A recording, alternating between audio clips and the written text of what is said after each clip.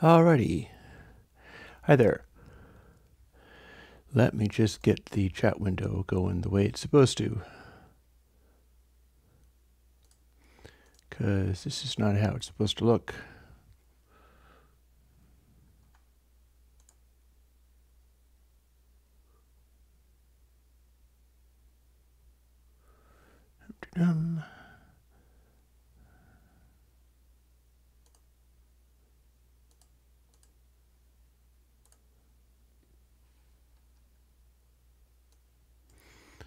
Alrighty. We will be sorting this out soon enough.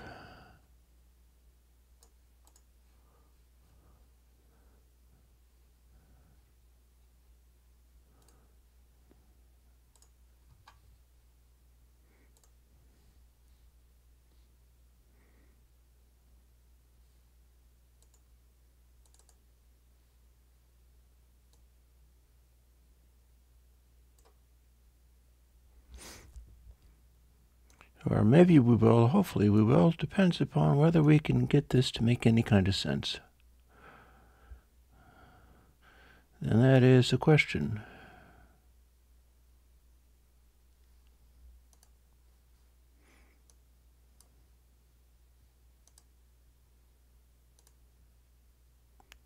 Hey, Mute Tourette's himself. Bear with me, I'm trying to get this to make sense. Aha! Yay! That's what I needed it to do. Boop. Alrighty, now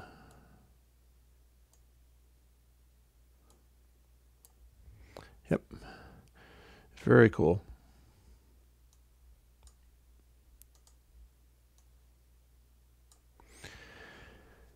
Okay, so hi there.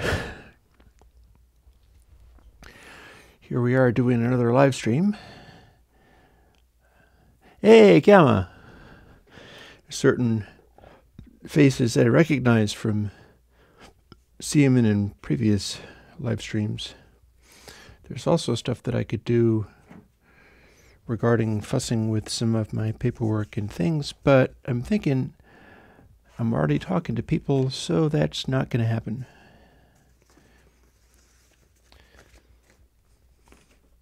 I'll fold that stuff up and I'll deal with it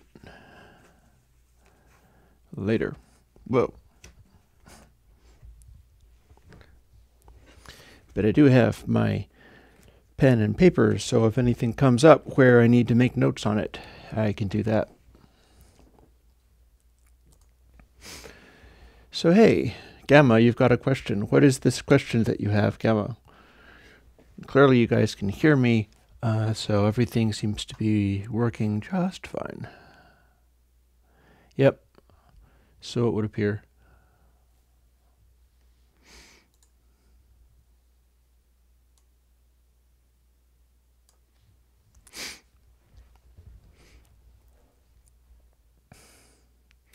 And Mike, I should imagine that that would work fine.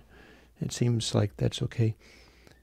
I've been taking questions from somebody who was trying to run bus colors 4 and use the output gain to turn things up and then into console bus 5, and that does not actually work. He was trying to do a combination that didn't work. Hey, Pixley. Sexy? Oh, I don't know. Let's not go there. YouTube would get me in trouble. YouTube would be like, I see a nipple. No. We'll not do that. And I hope you're not too depressed, or at least I'm glad that you got out of bed, because I recognize you. I like seeing you on the forums and stuff like that. So it's nice having people that I know doing the thing that I do. It's it gets a little isolated, so kind of you folks on the internet are a lot of my life at this point. And that is one of the prices that you pay. How come the different uniform for music versus Q&A? Well, for Q&A, I kind of set it up in advance, as I get to wear this nice warm bathrobe for doing my question answering, because if I was wearing stuff that wasn't comfortable 2 hours later, I'd be freezing. And as far as the music is concerned, if people really want me to be wearing the bathrobe for the music as well, I can do that. I'd kind of prefer there to be more than one person asking me that, but that would be fine. But Tuesdays is a day where I can go out and do things, and hence I'll be dressed in like normal people's clothes or something like that. I could make elaborate costumes. If people really like it, I can make elaborate costumes. Now, Gamma, I have an actual question going on. No, you don't like costumes, or you don't like normal people clothes? Mute Tourette's is being challenging. So, Gamma, what if I need the fattest and fullest saturation for EDM basses? Well, everybody's going, no. NC17 isn't necessarily the fullest saturation for basses, and you don't necessarily need to do multiple layers of stuff. Like, I've got some folks that like doing stuff as multiple layers, but that's not necessarily going to be your answer. Fattest and fullest saturation is probably density. If you want a certain sort of coloration added to it, you can go with Purist Drive. If you wanted to dial in different levels of grind, I just put out Crystal. You can use the top control on Crystal to determine what kind of edge you put on it, whether it's because when you're talking about fattest and fullest saturation, that could mean a number of different things. Like, fat is just going to be the density algorithm that has the smoothest distortion function. So it's the fattest, smoothest one, but that doesn't necessarily mean fullest, because it might be distorting so politely that it doesn't have a level of grind that you might need. If you had like raw clipping, you were trying to use clip only or 80 clip or something like that, that would give you a lot of edge and grind, and that would not give you the fullness that you were looking for. So honestly, I think it might do pretty, you should definitely try Crystal for exactly that capacity, for the capacity to do hard-edged stuff that's crunchier, but also shape the degree of crunchiness to it.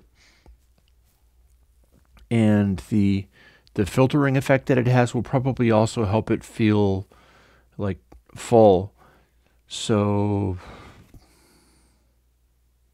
yeah, see whether Crystal is your secret weapon for that. And don't worry too much about going into multiple different kinds of things. You could maybe run into a some kind of compressor or other, and then run that into Crystal, because part of what you could be doing is shaping how it hits the distortion using some kind of compression, and that will put a different edge on the front attack of things, and you can clean it up a little bit. NC17 is trying to keep things from being distorty, so that's not necessarily your best bet. It'll be different. You might find that you would have it getting the result that you want going hard into NC17. But Crystal is going to be grindier and distortier in certain ways. So, Hermipass.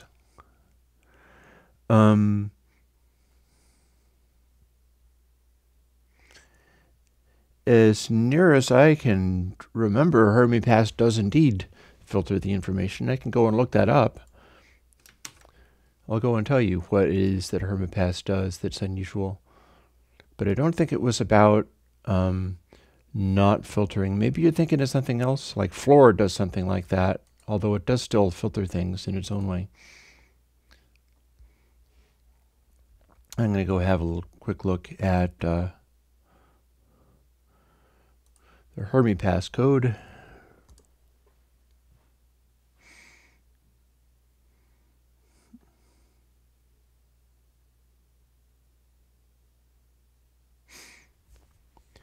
Yep, so what Hermie Pass is doing that's unusual or special is it is doing a multipole IIR filter, but they're not all at the same frequency. So it has a kind of cutoff that's supposed to be not obvious. That doesn't mean it's moving information to a higher range in any sense. It's just a pile of IIR filters, but they're not all at the same frequency, so they're not all... It's avoiding having any kind of resonance or whatever. Now, if you're interested in having different kinds of IIR filters as a low-pass filter, you should look into capacitor. Capacitor is the one that you're going to want for that. I don't have anything quite in the same staggered quality as far as the frequency ranges are concerned. So Dima, presumably Dima, correct me if I'm wrong, because I recognize your name. Look into capacitor for doing a low-pass filter like that. That is going to be, yeah, well, then that's interesting, because capacitor might conflict with the original signal, but... So what you're looking for is a Hermie low-pass, basically, because of the way Hermie Pass does things. That could be possible. I'll make a little note of that. This is a great way for me to keep having to do new plugins, because I keep getting new ideas for stuff, and like Hermie low-pass, yay. So if you need a low-pass that works in the same way, I can code one for you when I don't have anything quite like that, but I can see how it would be done. It would be staggering the low passes so that as you kept rolling them off farther, it would do pretty intense cancellation by the time you got, like if you set it so that you were low passing from 1 kilohertz, it would start rolling off rather slowly at 1 kilohertz, but by the time you got to 10K, it would be whacking everything really violently. So I'm not sure if that qualifies as not conflicting with the original signal, but it is something that I can do, and I don't think it's something that people normally do. I'll make a little note of staggering the cutoffs, because that is what Hermie Pass is doing.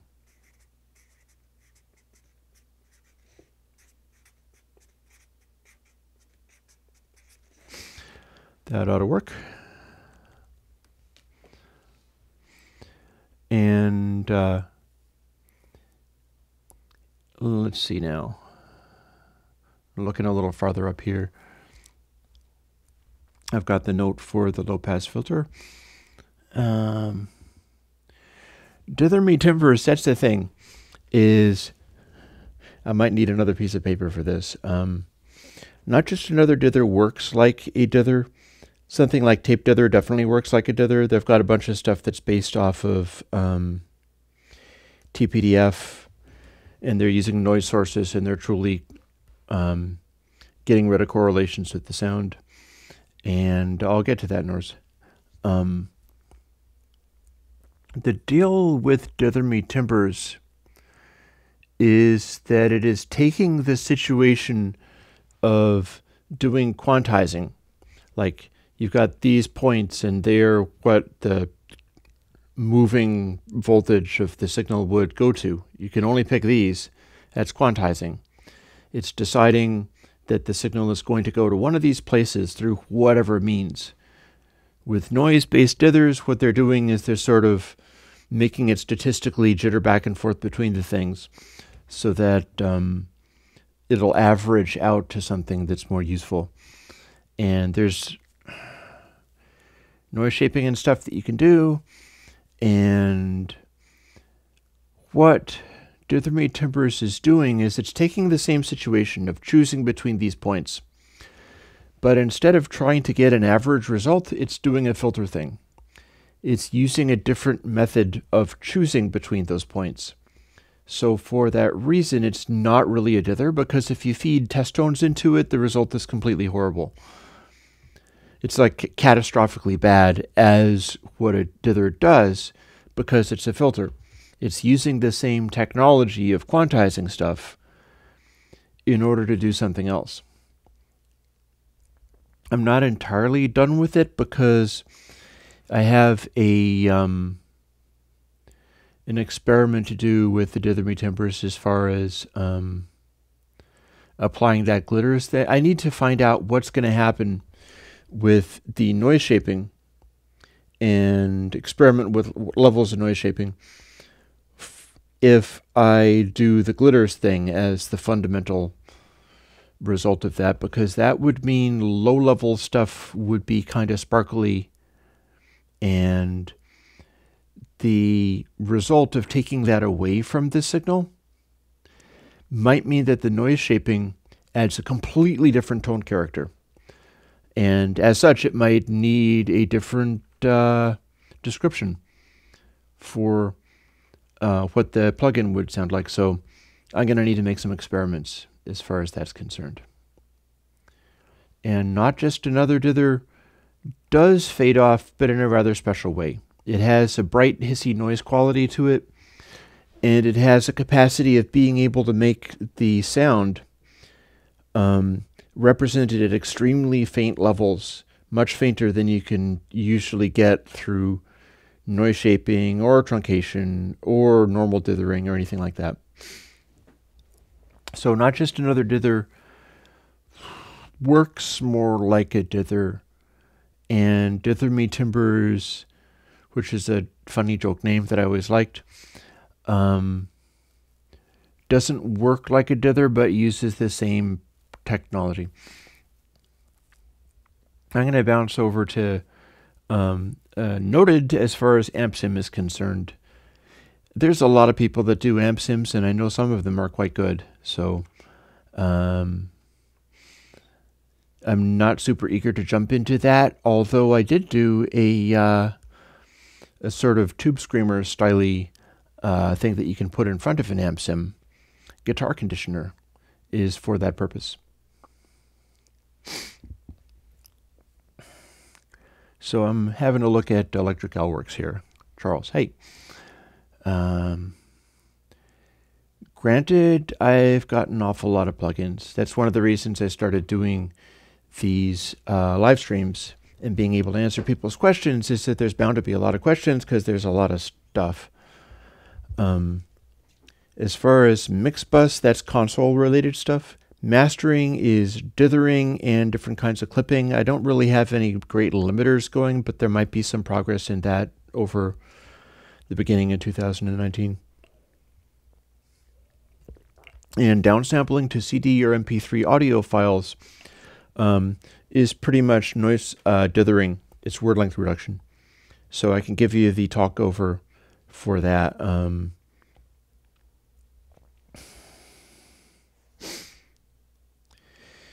I see David is doing interesting things with ULaw, and yep, I bet you can have all kinds of interesting stuff going on there.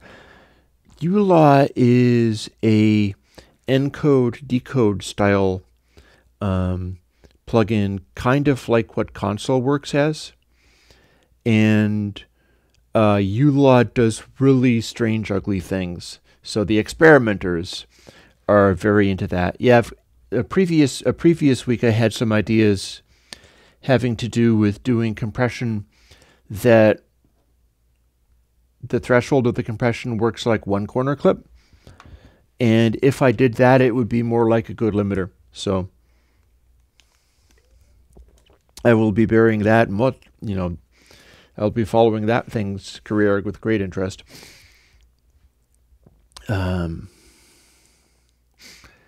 So yeah, I'm still answering Charles from Electric Alworks. So Mix bus, that's having to do with the console algorithm. What I would say is experiment with Purist Console 5. And I'm going to go and find which one. Yeah, Purist Console Channel and Purist Console Bus are the ones that are most well behaved. And I think ULAW is ULAW, but MULAW would make, well, I don't actually think it is the mu symbol, not like it is in compression. I think it's just ULAW. I could be wrong. So I'm going to try to, before Electric Work scrolls off the top of the screen, I want to cover all of the bases. Mix bus, you're going to look at Purist Console Channel and Purist Console Bus. The way those work is you have the channel version of it on the end of all of your channels, and then the bus version on the beginning of the mix bus. Norse, I can answer that quite quickly. The Tube Screamer style plugin that I made is called Guitar Conditioner. It has no controls and is not actually an emulation. What it does is apply some similar characteristics to what a TS9 model would do, but since it's Air Window style, it hurts the tone of things much less than you might, which is important when you're going into high gain stuff. It's going to turn up all of the artifacts. Since I don't want any of those, I kept it very, very, very simple. And it's got, I think, some slew effects. It's got some high passing, and yeah, Guitar Conditioner. Don't expect it to have any controls because it won't. It's just a empty little box, so you just instantiate it, and you don't even need to open the window. And put that in front of an amp sim, see if that does you any good. I ought to look up the amp sims that I discovered that I liked. I'm forgetting what they are now. But yeah, I was in the middle of explaining something about console. So you got a waveform, right? You can do a effect where you apply like a sine transform to it, meaning that it will make a smaller waveform. It'll basically add a kind of distortion effect. Like here's a bit of a square wave being clipped off, and here's an even better picture. Imagine we've got a sawtooth wave, the very same wave that gave me a lot of problems with console 5. If you do a console 5 Purist Console thing with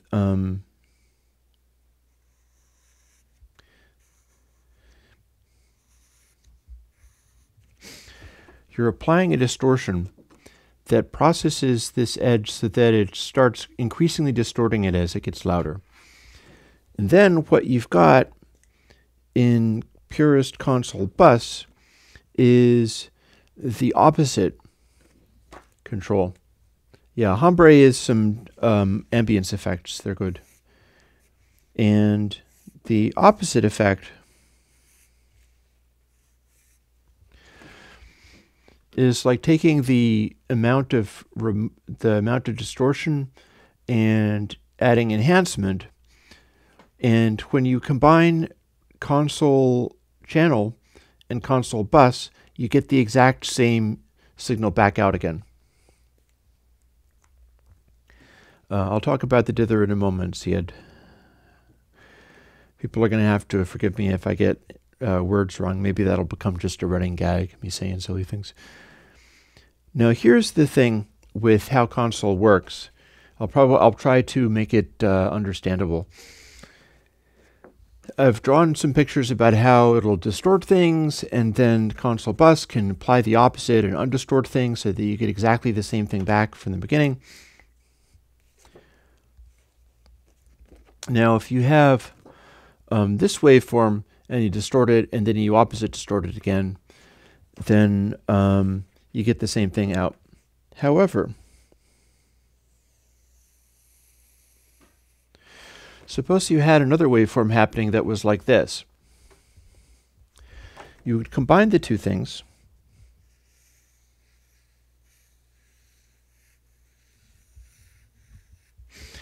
and you might have a combined wave that's like that. Hey, Tony. The one wave was just going straight across, and then a lower frequency wave modulated it.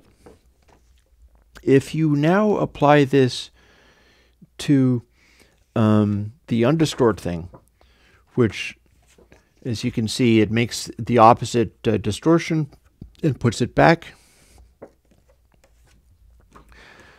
This smaller wave has been pre-distorted, and the larger wave has been pre-distorted. And you're trying to put them back again. But what you're going to get is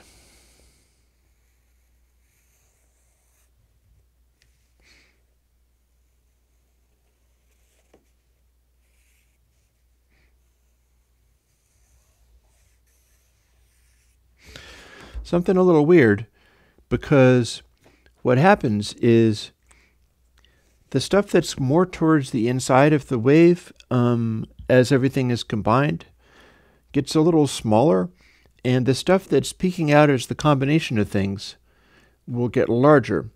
It's expanding only parts of the combination of the wave, and was definitely a tricky thing to devise, though it is a very simple thing. Hi, everybody. Essentially, what that does is it's taking the sounds that are coming through. If they are just the sound of one channel, they get decoded again as if they are exactly normal, as if nothing has changed at all. If you have sounds that combine in such a way where there is stuff that combines in a cancellation way, they end up out of phase, the volume gets cut back by that effect, and the end result is that stuff that's in phase is enhanced, and stuff that's out of phase, level starts getting taken away from it. And there is a parallel to that in electronic circuits.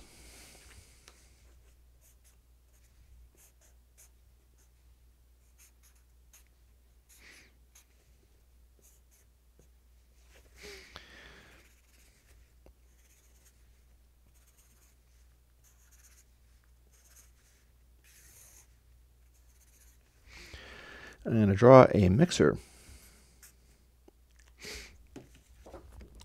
Here is a mixer.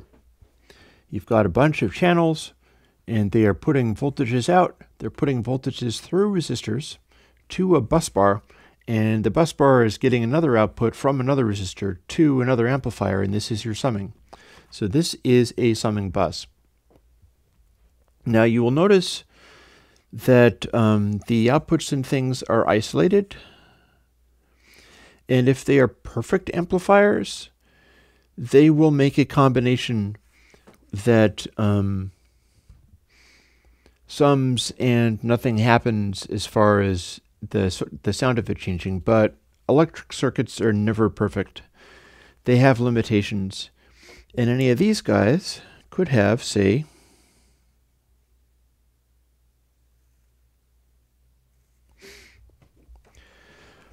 distortion. So they can only go so loud. And you might have another thing that is also making a waveform, and it is also distorting. It can only make so much output. So here's the thing. If this one is going positive to the point where it's distorting, it can't do anymore, and it's putting a positive voltage through to here, that will go to the output. If this one is going negative as hard as it can, to the point where it's distorting, it's putting a negative voltage on the bus. Positive goes through negative and it's like the voltage comes out of here and goes through and gets sucked back out into this one. And this is why you need the resistors there, because otherwise you could have it that the little amplifier parts just blow up because they're just wired straight across. This one's all positive, this one's all negative, so they just burn up because they're putting a lot of energy. They're out of phase, they're not both pushing together, they're doing the opposite. Here's the thing, if they are distorting or if they're soft clipping or something like that, and it'll go to a point where it's distorting more. Suppose this one is just at the limit of distorting and it's trying to feed this output. That means that the input impedance, the ability to push energy through into this is like so much, like X. This is as much as it goes. And if it had to push a tiny little bit harder in order to get the output through there, then it would distort. It would go into clipping. But it's just at the point where it hasn't quite done that yet. Imagine that. Now imagine that this one is doing its inverted thing. It's trying to pull energy out of this. What would happen? Well, you've got a resistor here, and a resistor there. This is a medium point where everything combines. And this is pulling energy out of the bus, so it's going to want the output of this to end up being less because the combination of this and this is neutral. They're out of phase perfectly. They're canceling.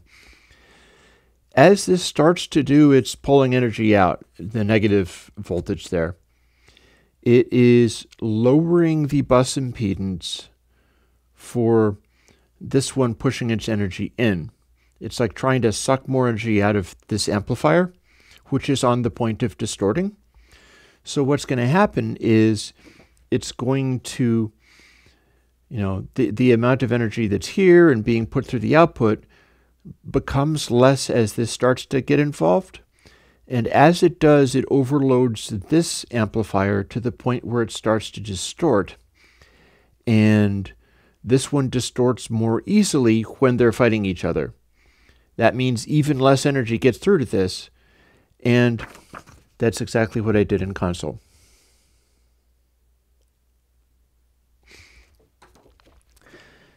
That is the idea behind console, in fact. So the variations on console, like console 5, which was doing the same thing but as it applied to slew rate, and it was an amazing sounding plugin, but if you hit it with sawtooth waveforms, it freaked out. So there were challenges with that one. But I'm going to scroll up a little bit just so that I can see what else I left off. So, mix bus console, I just explained what console was. Mastering and downsampling, that's going to be mostly, people consider that mastering is how to make stuff louder than anything else. I don't generally agree with that. I've got a couple of notable plugins that are pretty good at that sort of thing. And one of them is 80 Clip. It's like 80 Clip 7, I think I've gotten up. Yep, 80 Clip 7. And 80 Clip 7 can be used to make stuff super loud while keeping it really basically pretty clean. And it depends upon what kind of waveforms you're dealing with. Like if you're playing with sine wave basses, you're not going to be able to distort those without noticing. But if you have like a rock and roll mix and everything is kind of dirty and overdriven, then you'll be able to get a lot of level out of 80 Clip and keep things kind of clean and punchy. Now, if you're looking to have stuff just more roaring and grindy and super loud, and you don't mind if your waveforms get more dirty, the plugin NC17 is for that. That is another Loudinator plugin that is for making stuff just be unreasonably loud. And it was designed to beat anybody else's Loudinator plugins as long as you could tolerate the fact that it's not clean, that it's overdriven sounding. And then there's a whole bunch of different compressors that I've got. And yeah, Airwindows Console is exactly the plugin version of a summing box. That's basically how that's supposed to work. It's supposed to include the capacity for outputs to overdrive and not be able to keep up, but it's essentially an electric summing bus and the inability of electric parts to have perfect output and impedance and all that kind of stuff. Then lastly, because I'm still answering Electric Owlworks questions, when you talk about downsampling to CD or MP3, first of all, you don't really worry about downsampling to MP3. You make an MP3 out of the highest quality source material you've got and then leave it at that. There are some things that could be done to clean up MP3, but they're mostly having to do with controlling your extreme high frequencies and not having stuff be too bright. And some people like doing that and some people don't, so I can't really tell you, like, you must do it better by not having stuff too bright. Some people really like having stuff too bright. But making stuff CD quality or whatever, that's going to be about the dithers. And I've got a whole bunch of different dithers, and there's a category on the website that talks about the dithers. And the one that I recommend for high quality, high performance stuff is Not Just Another Dither, and that is the 24-bit version. And it also comes in a Not Just Another CD version, and the Not Just Another CD version does 16-bit truncation. So those go on the end of literally everything, and they are for outputting to fixed point outputs, you know, like 16-bit, 24-bit, stuff like that.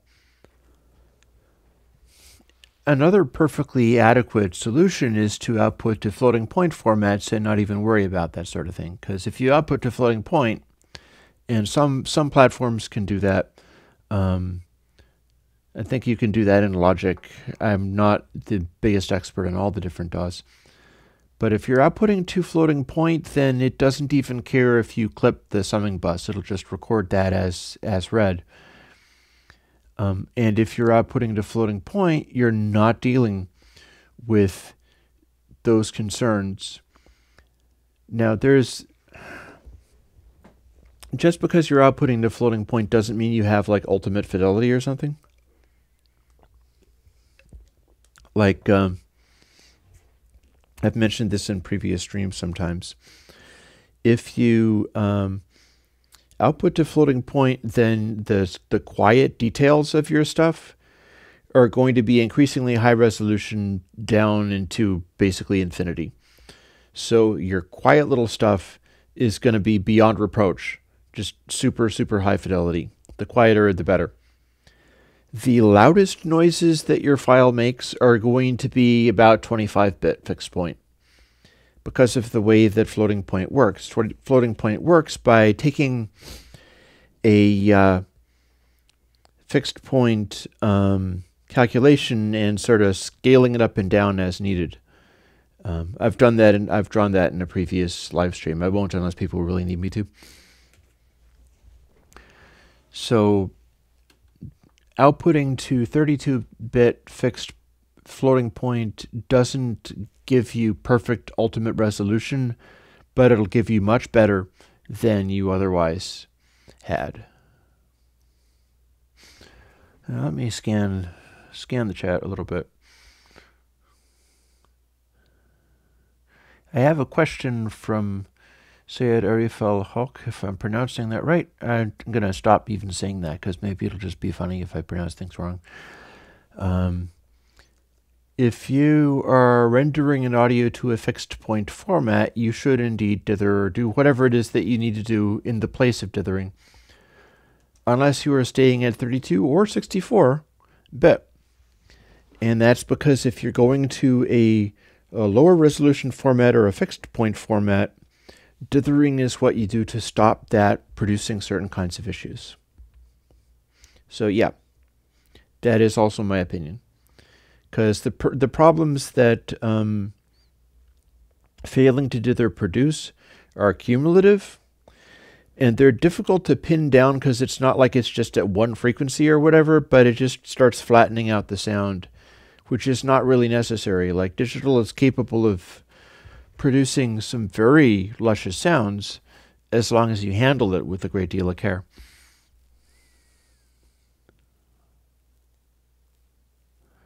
Yep, David, that's exactly what I'm looking to do, is combine both the one corner clip with a straight up ordinary compressor and also butter comp for the 4-part compressor.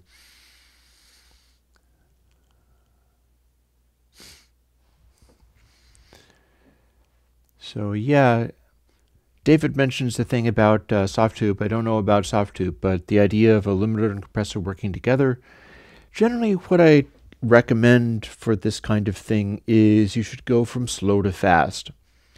Like, to get loudness and sort of impact in general, what you want to do is have your slow speed compression.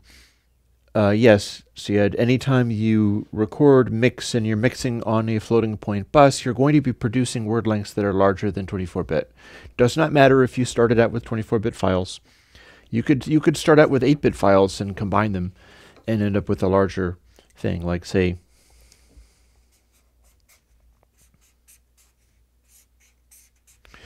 eight-bit files. Here's one, here's another, and you're combining them together and mixing them. And this is at 5 times its volume, and this is at 7 times its volume, and this is at point.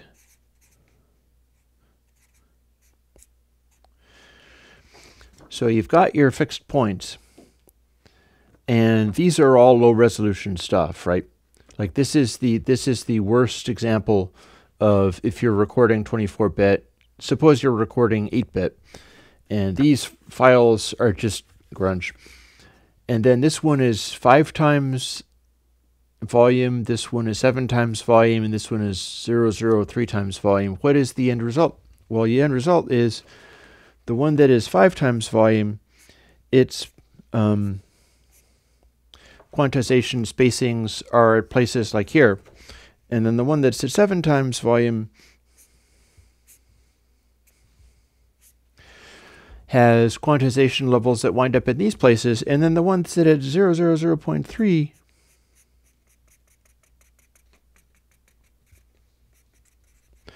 its quantization places are like this, and none of them line up. And if you're going to mix those things together, mix the volumes of these together at all these different levels, their quantization levels will wind up being all different amounts, and you're going to end up with floating point. You're going to end up with a consistent output voltage that merges all of these different positions together, and it doesn't quantize itself. It will require being quantized, and it'll require getting dithered to 24-bit if you were mixing it at 32-bit and so on. I haven't actually compared Not Just Another Dither with mbit plus, but way back in the day when I was first doing dithers, I was experimenting with examples of dithers, including mbit plus, and it's one of the ones I've always tried to exceed.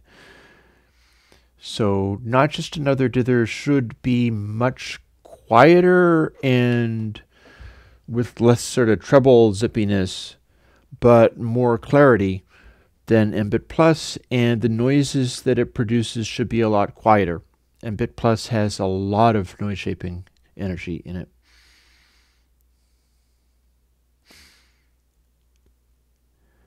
So let's see.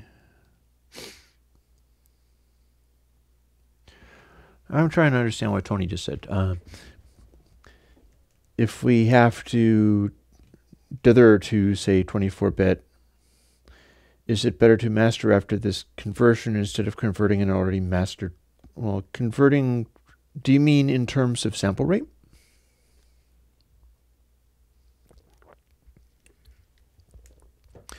Because that's an interesting question. I was just having to do that. The example that I used for the most recent plugin video that I made is audio that's from my live streams, which captured at 2496. And I'm making the plugin videos at 44.1K, so I had to convert that. And I guess Tony, what I need to know is whether you're talking about converting sample rate or whether you're talking about converting it to 24-bit. Because really what you want to do is the mastering should be happening at 64 or 32 bits floating point.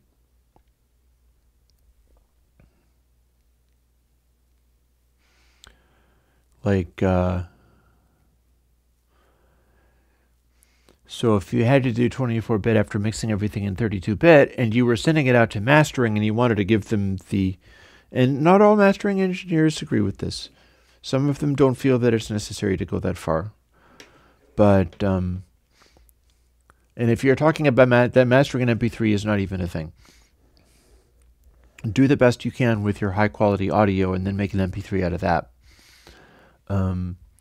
But as far as doing, say, like CD style mastering or whatever, the audio mastering, probably keep stuff in 32-bit if you're going to be doing additional stuff in mastering. And if you're making 24-bit out of your mix bus, you dither to that. Then you have a 24-bit file. You send the 24-bit file to mastering, or do whatever it is you do. Part of mastering is having another set of ears on it, so it's not that you can just self-master. It's always worth mentioning because people forget. But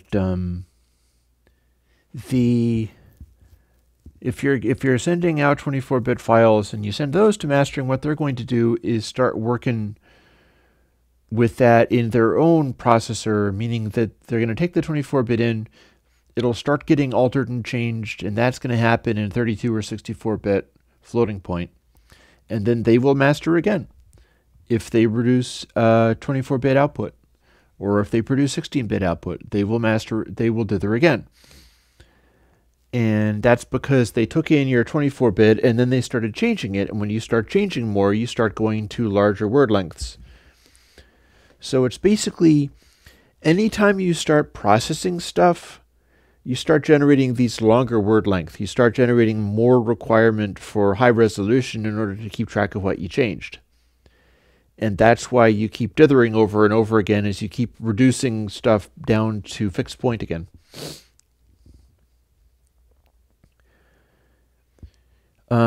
I don't think there's any benefit to doing multiple masters for each resolution or even for MP3. Because the thing about MP3 is that it throws away a bunch of information and you don't necessarily want to fight that. Oh yes, I'll have to mention that. Dither me timber is not actually a dither, and if you are limiting in front of it, that can cause problems. So you might not want to use dither me timbers for that. It was more a crazy experiment, and I can make it so it doesn't put distorted samples out, but intersample clipping can still happen. And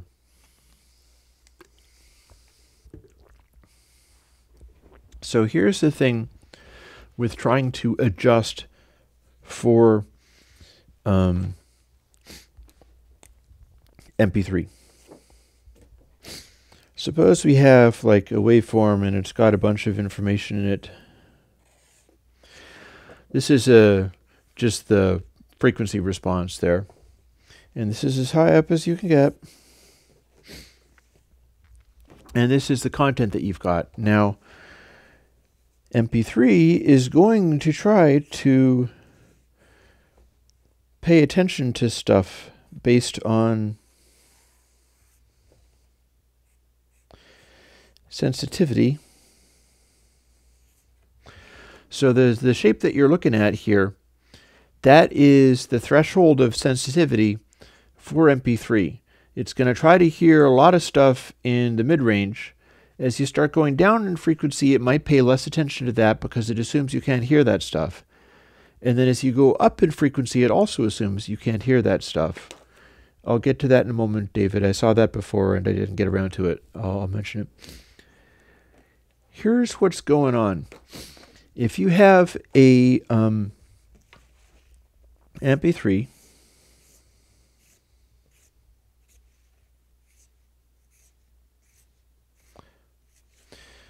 it's using information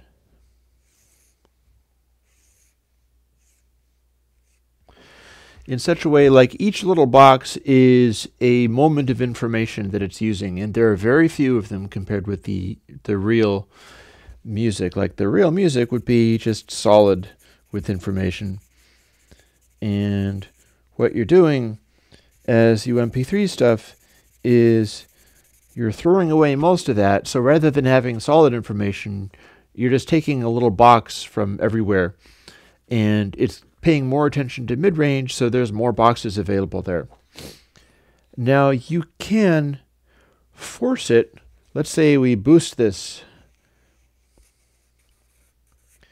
a lot so that it's loud, and that means that it's forcing you to get more of the high frequencies.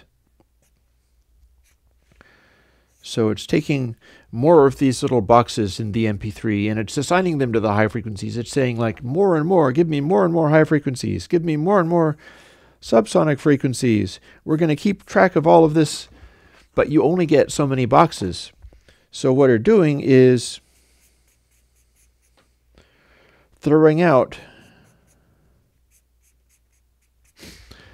like everything you add here to try to get glittery, flashy, high frequencies or whatever, especially the high frequencies. High frequencies are so hard to record because there's so much of it that you end up needing lots and lots of these little data boxes to store what's going on up there. So you boost, you go, no, don't lose this. This is important. Make it louder, make it super loud. And you force the MP3 to record these things, and it throws away all of your mid-range to do it. And then everything starts sounding like a cell phone, like complete absolute garbage, because you're forcing it to do all these frequency extremes, because you're mastering for the separate one. You're like, let's make it sound exactly the same. And it's throwing away all of the stuff that's really the heart of the music. And this is why it's not a good idea to try to master for MP3 and force it to produce the same outputs that you would from your high resolution stuff. So let me bounce back over here. Yeah, I don't understand what Dima said here, so we're not going to get into that. The gain position that recalculates the sample positions. Maybe you are talking about bit shift gain. So that's my strong advice not to try to master for MP3. And David is asking, how did I use bit shift gain to make the dither noise floor available? Well, that's fairly direct.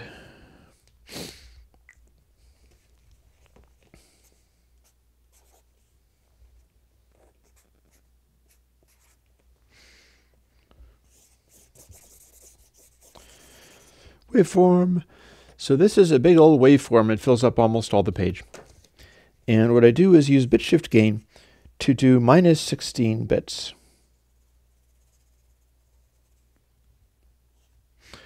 When I do that, I've turned everything down enormously so that the sound is just incredibly faint. This is where I do the quantization. So what I'm doing is making the noise floor audible by taking this full resolution stuff that's going to become 24 or 16-bit or whatever. When I'm doing it minus 16, I'm doing it on the 24, so often I'll turn it down and then also take minus 16-bit, make it incredibly small, and at that point, the quantization, which is still being done at the regular level, the sound is so microscopic that it's just only happening at the very noise floor. Yeah, I know. I'm going to have this this web seminar booted by YouTube for me saying naughty words. And then I turn it back up 16 bits.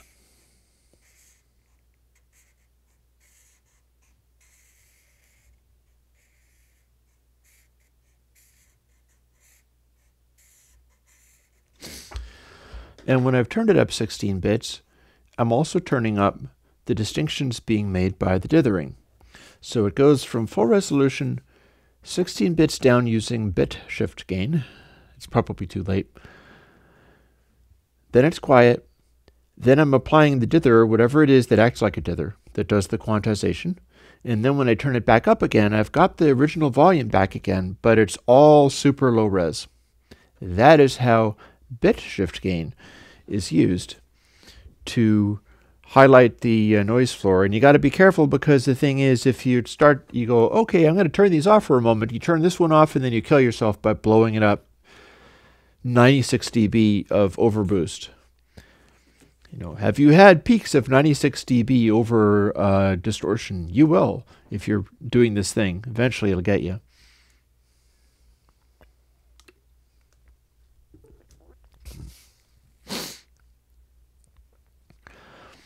I'll answer Syed Arif al-Hok here. Dither me timber. The only reason it's causing clipping is because you're limiting or clipping everything to be so loud in the first place. If you had stuff that was noise, that was gain staged to where it was 3 or 6 dB down or so, like a pre-mastering thing, and then you did dither me timbers, it wouldn't do anything to clip. It is only a matter of anybody having trouble with clipping off of dither me timbers is trying to make stuff super loud. And it doesn't go along very well with that, so you should use something else. There's any number of possibilities there, and honestly, dither me timbers might be more suited to things like mixing stuff off of external outputs. You have recordings, and the recordings are not like mastered or anything, and so they're not necessarily going to clip so hard. Yeah. David, there would not be a middle ground for mastering for MP3 by boosting for exactly this reason. Like, anything you boost here is going to eat up huge amounts of information everywhere else. There's no way to get around it. You only get, if you want to do MP3, then do 320K. That's what I do if I have to deal with MP3, is I'll just start throwing enormous quantities of MP3 stuff. And yeah, I cannot recommend doing any kind of boosting or like pre-processing for MP3s, because you'll just lose important things by trying to get stuff that MP3 is singularly ill-advised to get.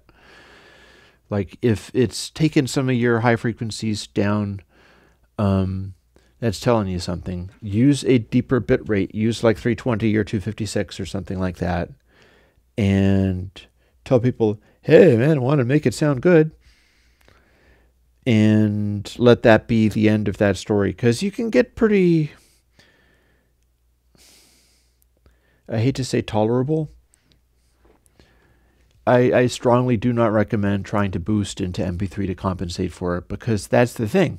That's what I tried to explain. I think successfully explained with my crazy little roller coaster-y looking thing. It's a wooden roller coaster built out of planks. Each of these boxes is a quantum of information. The higher frequencies are so finely grained that if you boost higher frequencies, you're eating lots of information. Just getting some stuff on symbols that isn't really specific anyway. It's noisy type stuff. You can't compress noise very well. And if you're compressing noise that is like it's 18K or whatever, well, you can't really hear that super well. And if you did, you can't really resolve details and pitches out of it in the first place. So MP3 is not wrong to be throwing some of that stuff away.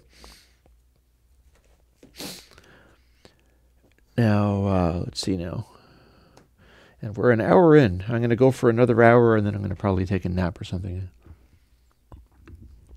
I was working really hard getting my studio stuff ready for tomorrow.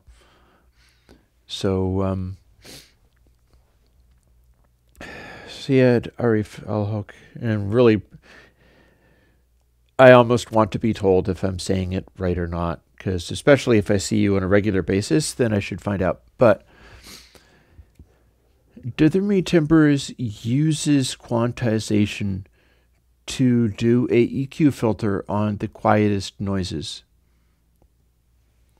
It is taking the quietest sounds and low passing them. It'll roll off. And that's not normal. That's not something that you can usually do. I've got a plugin that doesn't even have noise shaping, called Raw Timbers. And that doesn't have the noise shaping. That doesn't cause boosts or clips or whatever. Only exists in 24-bit.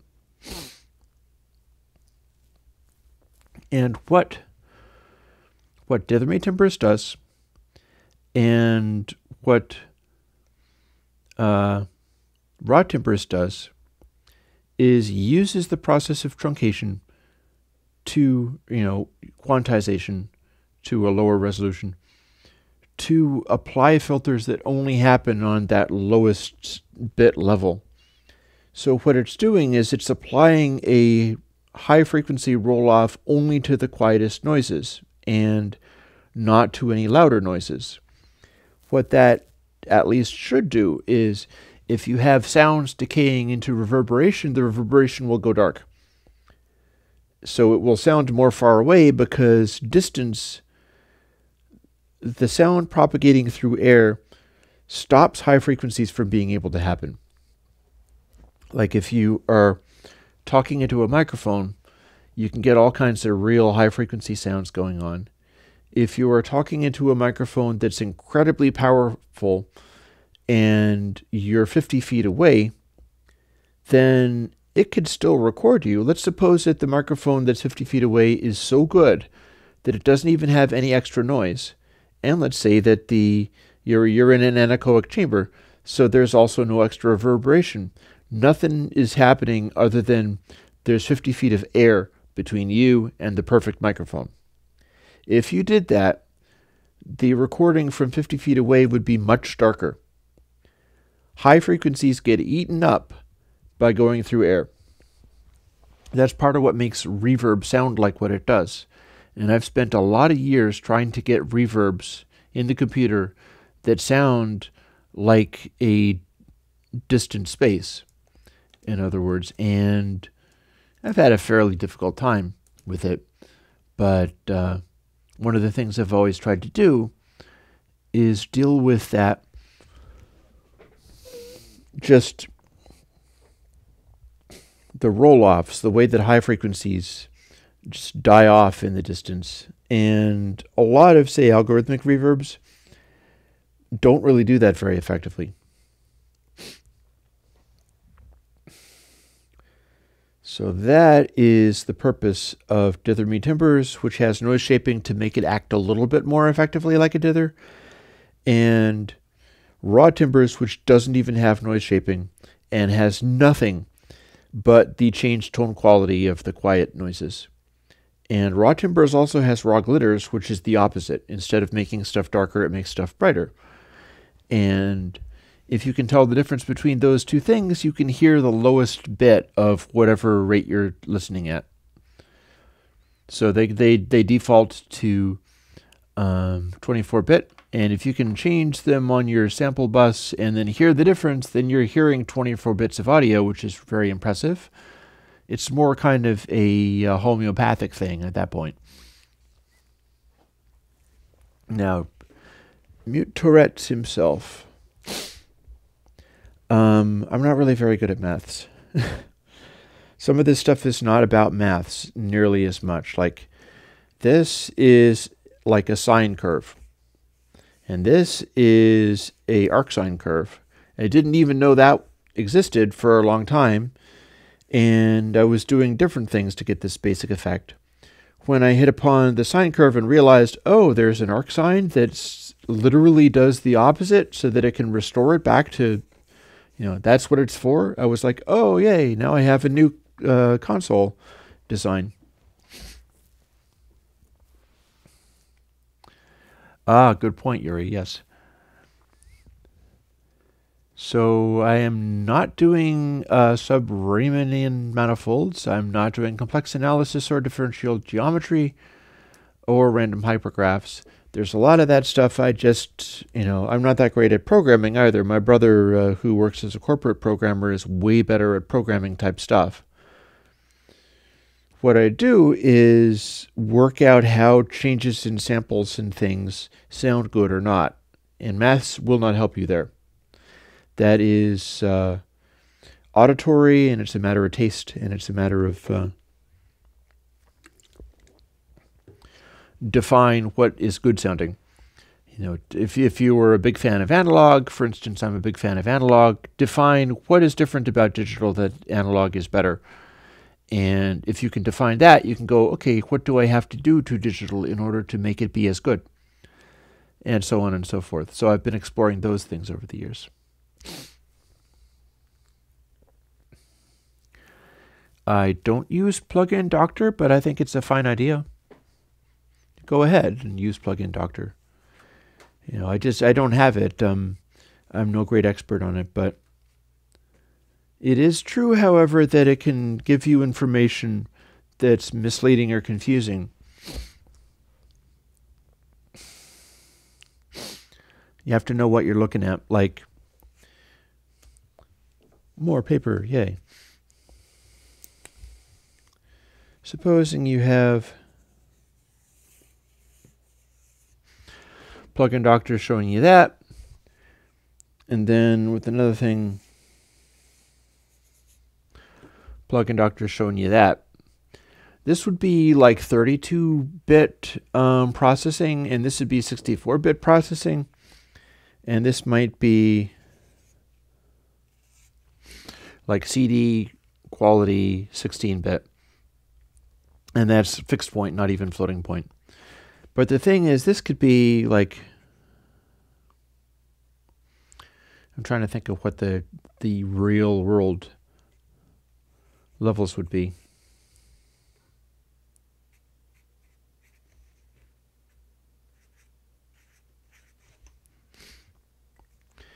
If you're looking at the processing and it's saying stuff like, this is 96 dB down, well, you can kind of hear that. That is perceptible. People can pick out whether stuff is at CD quality, and you have to make some effort to have it come out right. At minus 140, this could become cumulative. If you do a bunch of stuff that has problems down here, they will eventually build up. But just all by itself, you're not likely to hear the difference between this and this, because this is 140 dB down, and this is 300 dB down. And your ability to hear stuff, as long as you're not continually making the mistake over and over again and building it up, is hovering around here somewhere.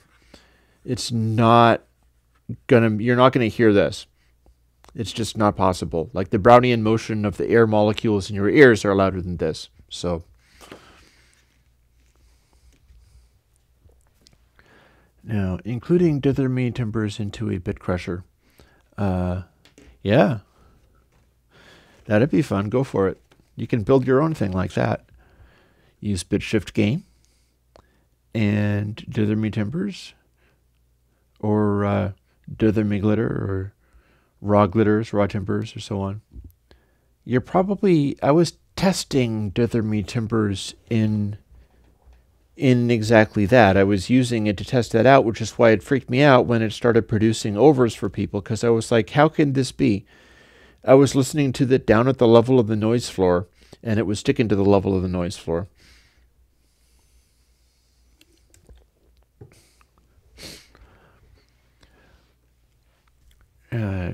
David, what I would do to learn to code, go to the Air Windows GitHub and figure out if you can get any of the templates to start building.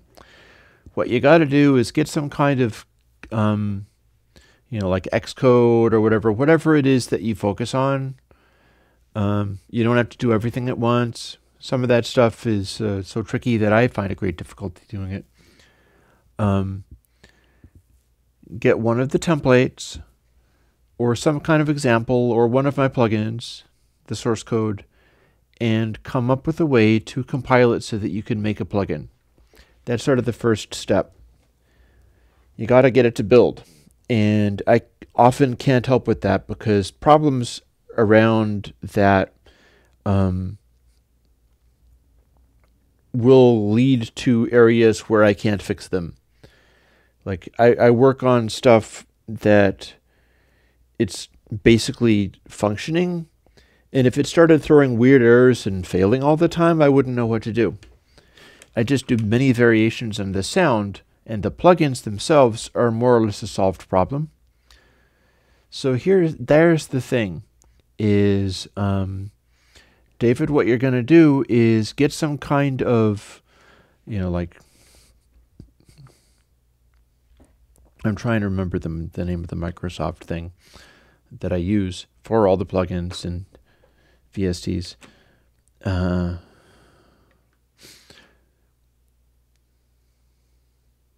Use the Microsoft compiler or whatever, or Xcode is what you use for making audio units with.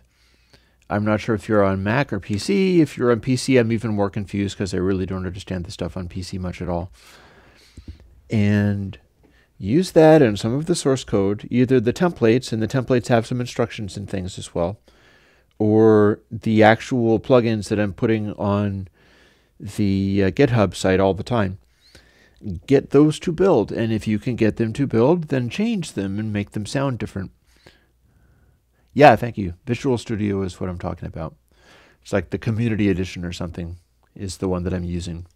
And I'm isolating it from the internet so that I can force it never to change, which is medium successful.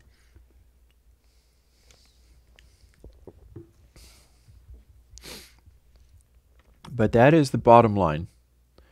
Okay, then, well, if you're on PC, you can't make audio units, that's for sure, but you can get Visual Studio Community Edition. Microsoft lets you have that for free.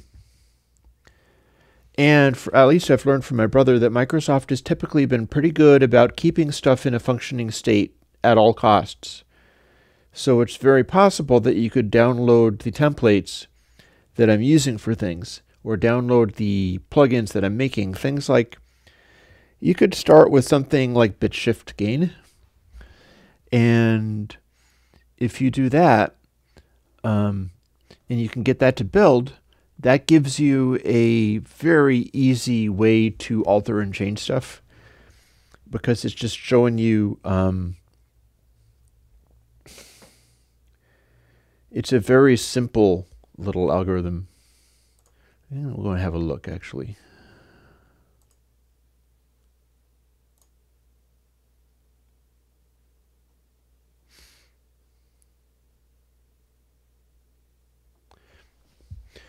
So yeah, I can write down the active source code for bit shift gain right here.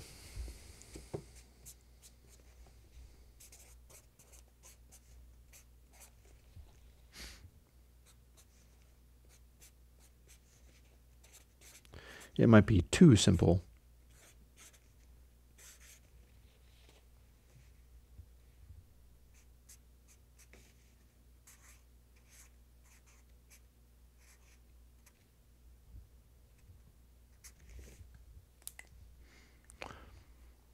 Here is the active source code for bit shift gain.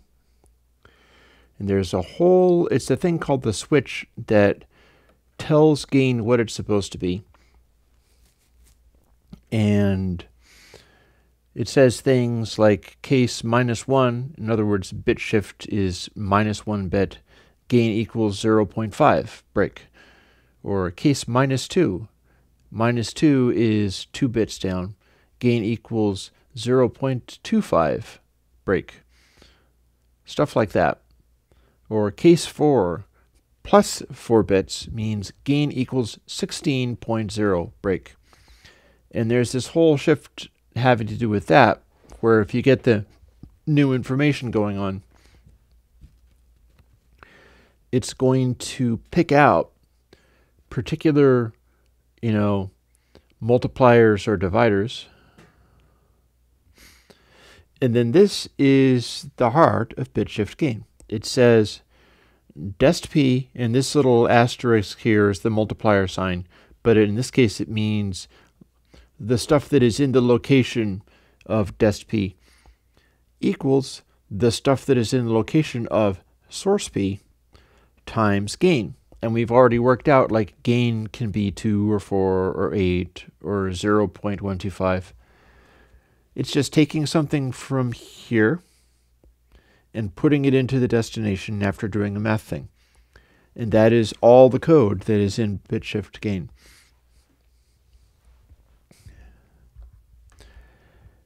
Now, hi Pan. I cannot actually speak Polish, but I do play Minecraft, and I do have guitars. So I will do the best I can with that. If you have questions, I'm sure somebody will be able to help you phrase them or something. I'm going to make a mention of juice. Bo has mentioned juice. I find juice completely daunting. It is on a level of complication that is thoroughly beyond me, and there is so much going on with it that it's like I would have to learn computer programming all over again 5 times over in order to catch up with what it's doing. I know people use it. I think often people who use juice are people who are already so good at programming that they understand that kind of stuff. Like, it's not complicated to them, but it is very complicated to me. Juice is not primarily about the audio stuff. Juice is about making graphical user interfaces on multiple platforms with multiple kinds of plugins. It's like defining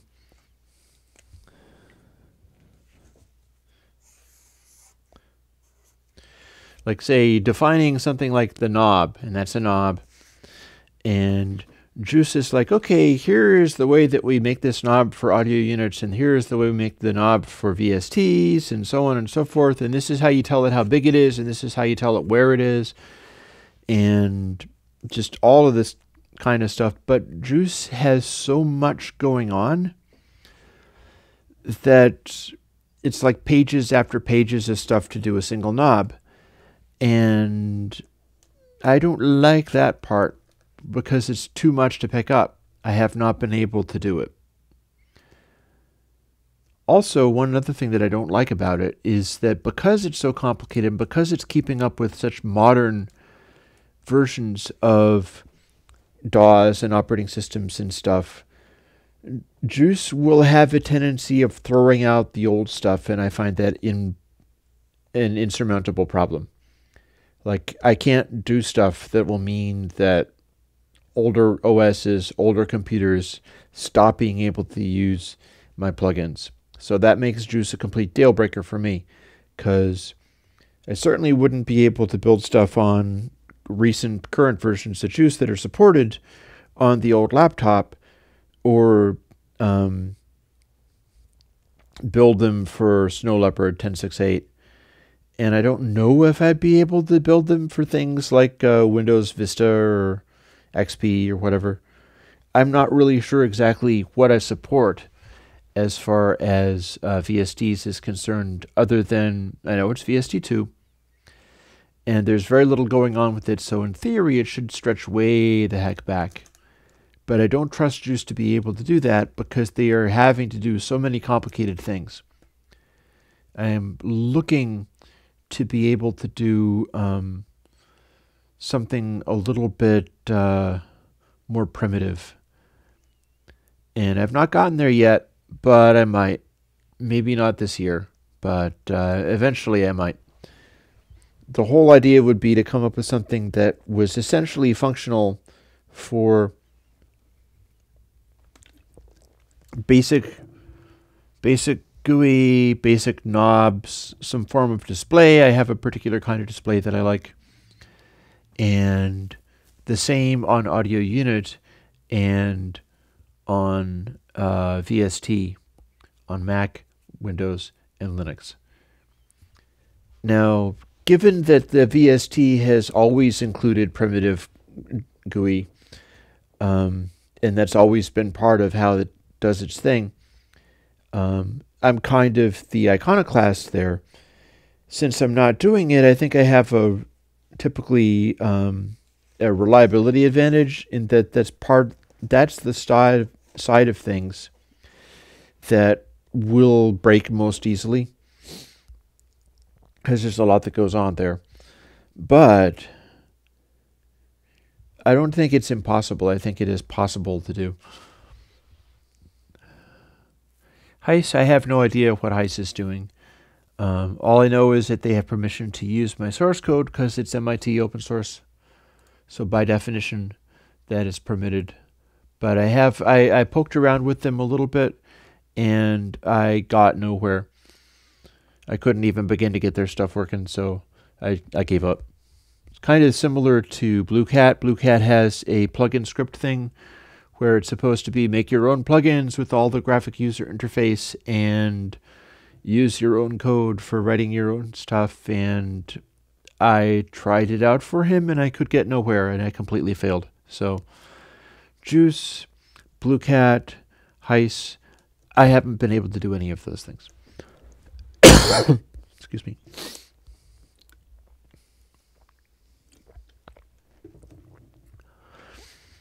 I am tempted to point the camera. When I am mixing, I'm using an analog mixing board. It's sitting right here. That is the technology that I use to simplify the process. I don't use any form of DAW for mixing. No, my standard for mixing, and the board that I'm using, this is an old Roland M16E, so it's like a line mixer, and it's a rack mount thing. It has some liabilities, but at the same time, I think it has a better sound than the Allen and Heath board that I had, which was a Z24 or something like that, and that was pretty respectable too. And my goal is to build my own analog board of my own design.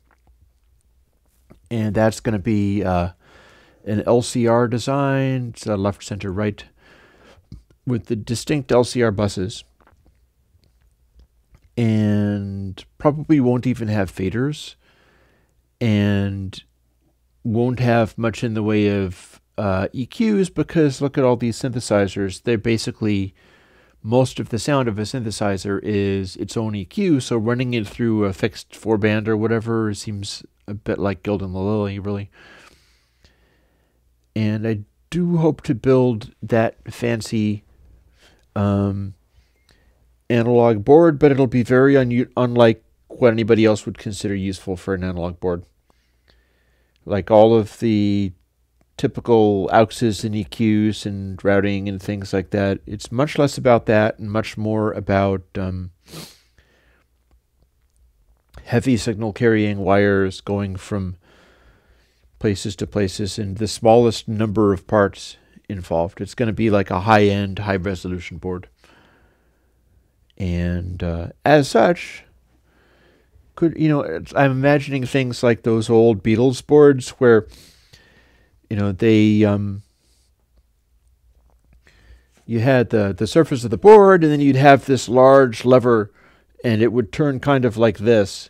You'd be putting, because the pot underneath is mounted horizontally to the board, and it's not even, it's not even up at the surface. It's down here in some kind of mechanism, and there's a large lever that you move. It's that kind of crazy stuff that I'm looking to be able to do in terms of boards. But I mean, I've done everything to try to make DAWs sound and perform like analog gear, and the reason I do that is that I find it very inadequate, and so I still am using analog gear if I get any chance to do it.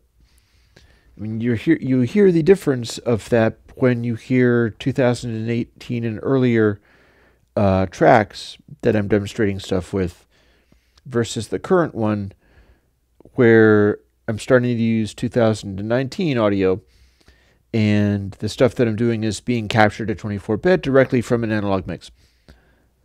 I feel that it's easier to hear the differences in the plugins using something that is both a pretty complicated full mix, but is also that free of digital artifacts. Like, it really highlights the fact that the plugins don't have digital artifacts either, and that's why I'm using it.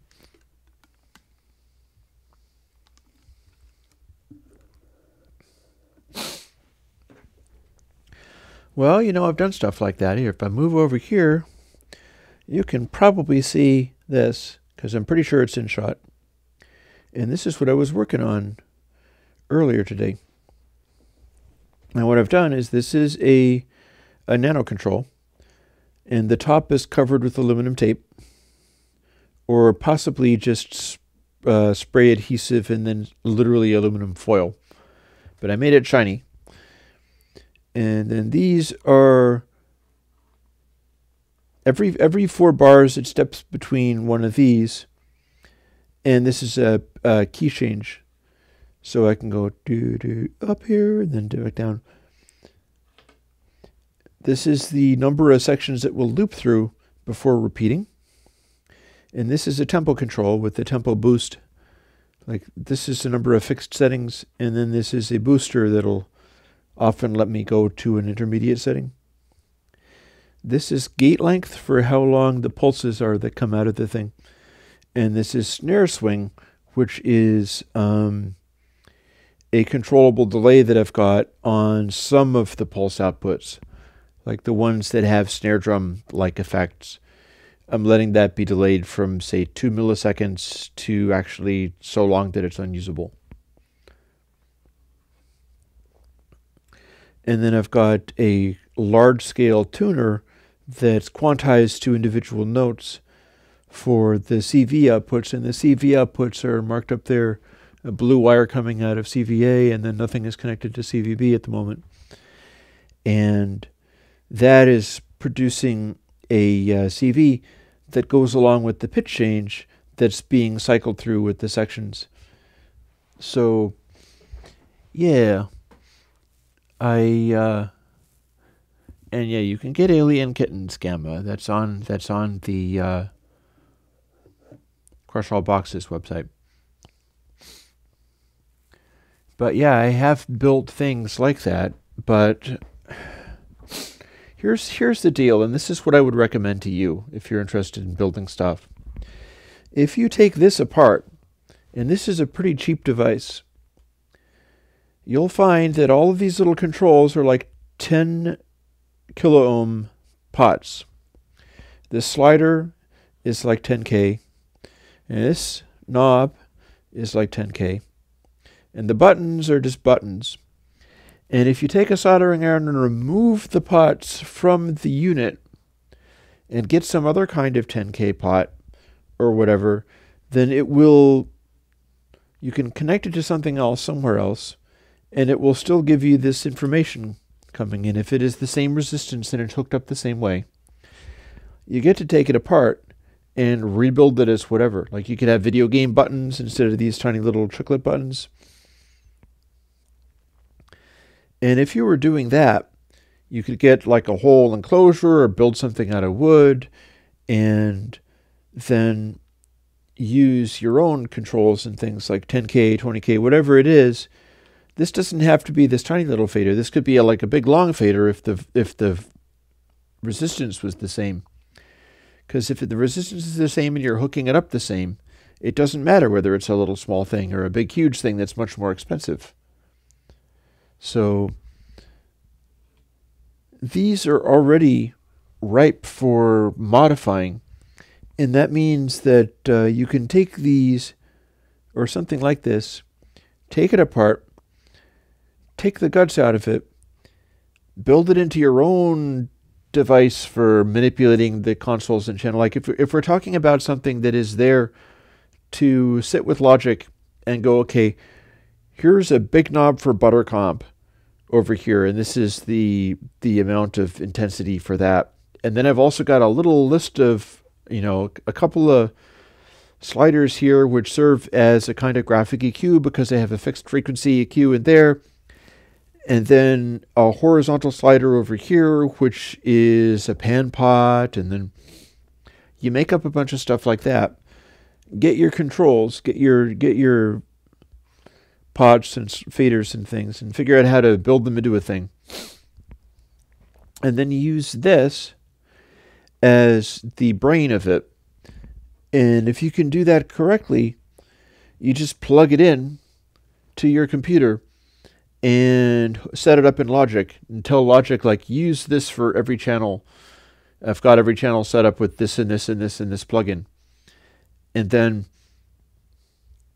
when you switch to a channel in Logic, you can start adjusting the controls, and they'll jump to whatever it is as soon as you touch them, but then you move it to whatever it is that you need. And you've got your like hands-on manipulation of whatever's in your DAW. And you don't need to build the thing, because part of it is that you could just like paint over the surface of it, pull all these knobs off. These are easy to pull off, see? You can pull the knobs right off. There's not much to it. And then you paint on the surface and paint labels and instructions as to what all of those controls do. And you've already got your special design. They might be kind of small knobs, granted, but you can do that. You can just paint on your own labels and stuff, and then you have your own board or controller, essentially, just by labeling it.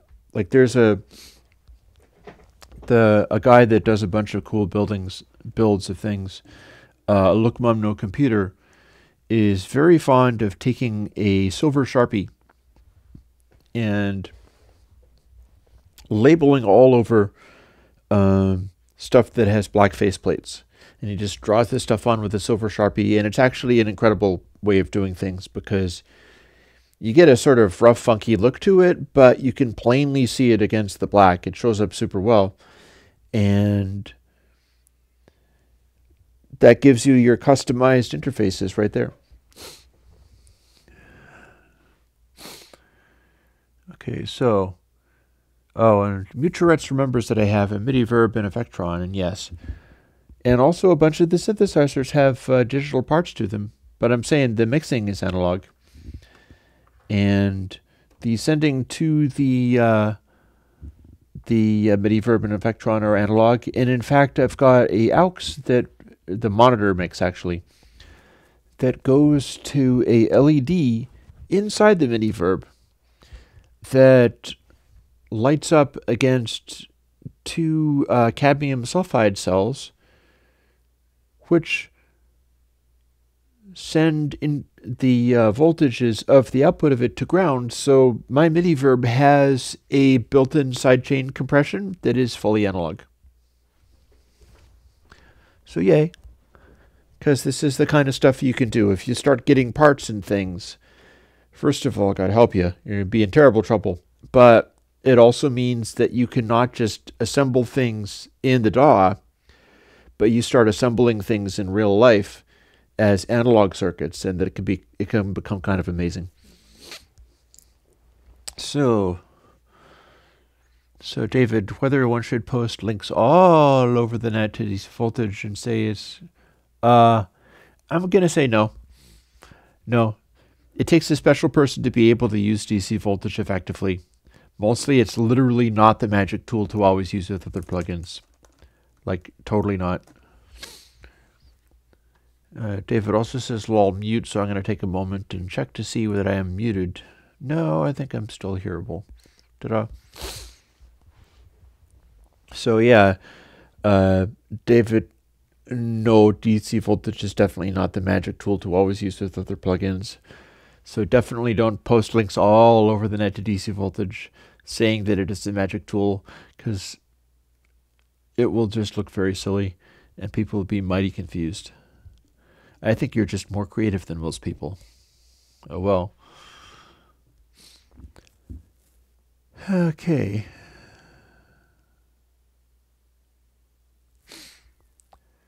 So.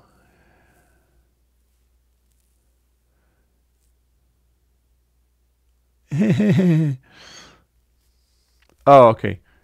All right, right. Yeah, yeah, yeah. So it's not about the microphone being muted or anything like that. Well, sometimes with great power comes great irresponsibility, and that is fine. That is just what we do with our strange builds of things. As long as you can tolerate the risk of something blowing up, then there's no problem. And to some extent, if you're telling people to do things that are dumb things that will just get them in trouble, and they listen to you, it's their own fault. You're not going to find me posting links to DC voltage and saying it is a magic tool. I don't tend to say anything is a magic tool. I'm far from magic tools. I think you'll notice that it's kind of dim in here because I forgot to turn on my lighting for the video making. Go figure. It was a kind of busy morning. I'm sure it'll be fine. It looks perfectly fine. But, yeah. So, what can be an exemplary Air Windows only mastering chain for melodic techno? My first question is, what do you need to have in a mastering chain?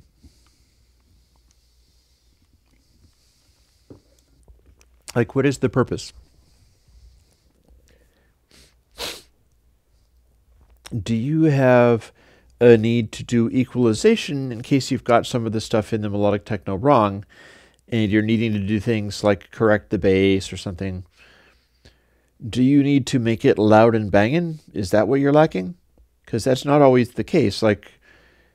I'm a big fan of obviously not that big of a fan because I can't remember his damn name.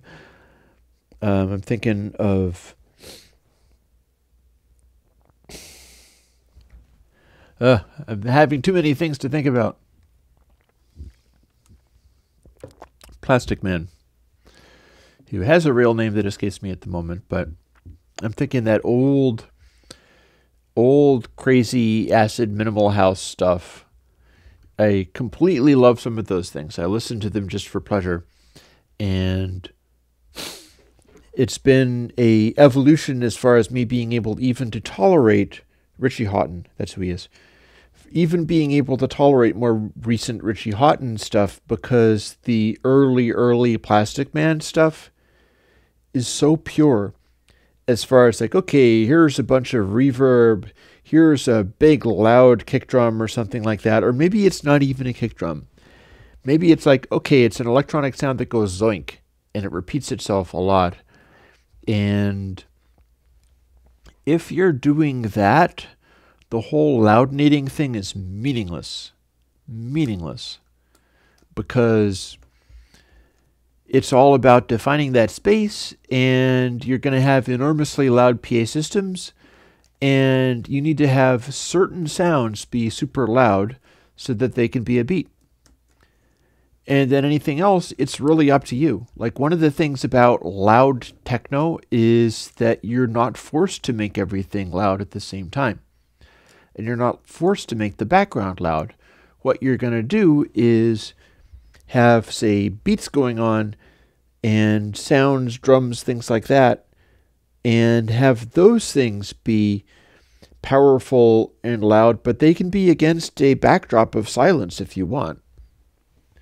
It doesn't follow the same rules at all. Go and look up the stuff that deadmau5 does, or deadmau5 does as test pilot, and you'll find that the dynamic range available in that is enormous. Enormous. There's drums and beats and sounds that are super loud, and then there's other stuff that's okay, this is incredibly faint. It just goes beep, beep, beep from time to time. Oh, good point. Good point. You should be doing your bass in mono, yes. It's just a lot more effective that way. There's no point even worrying about mono compatible if the bass starts out as just centered in mono. And Well, this does become a question then. Are you having troubles with making bass mono? Or are you having stuff coming, you're working with things where it's just not? Because they do have specific plugins for that. Like 2Vinyl,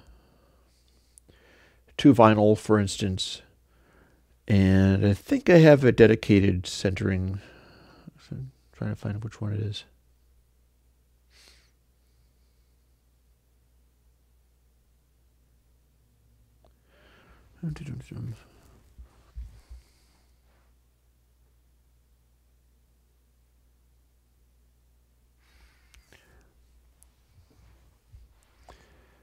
So here is a possible answer for you, which is that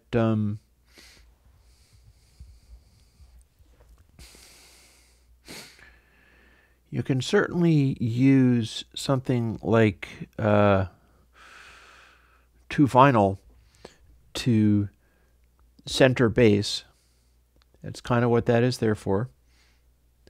If you're adding bass, you're probably going to want to go for bass kit just to add some rumble or beef to it. If part of your mastering involves turning up lows, bass kit is going to be your friend because it's going to do a better job of doing that and because it's going to do it in mono. That's one of the things going on with bass kit that distinguishes it from some of the other solutions.